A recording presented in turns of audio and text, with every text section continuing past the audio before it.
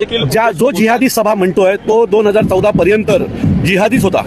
तो रोजा सोडायला जायचा, तो टोपी घालायचा, तो टोपीवाल्यांबरोबर फिरायचा। अचानक झालेला हा हिंदू आहे, हा आम्हाला जिहादी ठरवणार का? अहो, तुमच्या वडिलांना ज्यांनी हिंदुत्व शिकवलं त्या कुटुंबाची सभा आहे। तुम्ही आम्हाला काय सांगता? काल परवा हिंदू झालेले तुमच्या वडिलांना हिंदुत्वाचे ज्या कुटुंबाने धडे दिले ना त्यांची सभा आहे, त्यांना काय जिहादी म्हणताय?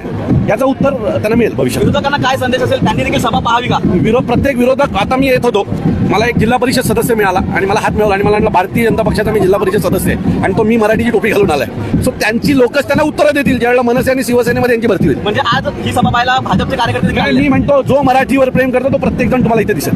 नक्कीच सर, पण जिहादी सभा म्हणजे मी जिहादी सभेला उत्तर दिलंय, त्यांच्या वडिलांना ज्याने हिंदुत्व शिकवलं त्या कुटुंबाची सभा आहे आणि 2014 पर्यंत हे जिहादीच होते। हो, हे रोजा सोडायला जायचे, हे गोल टोपी घालायचे। ज्या वेळेला बँड्रात यांचे वडील उभे होते त्यावेळेला यांच्या प्रचाराला सगळा मुसलमान वर्गच होता आणि आज ते सांगतायत की आम्ही जाऊन त्यांना मारावं, आम्ही त्यांच्यावर हल्ला करावा।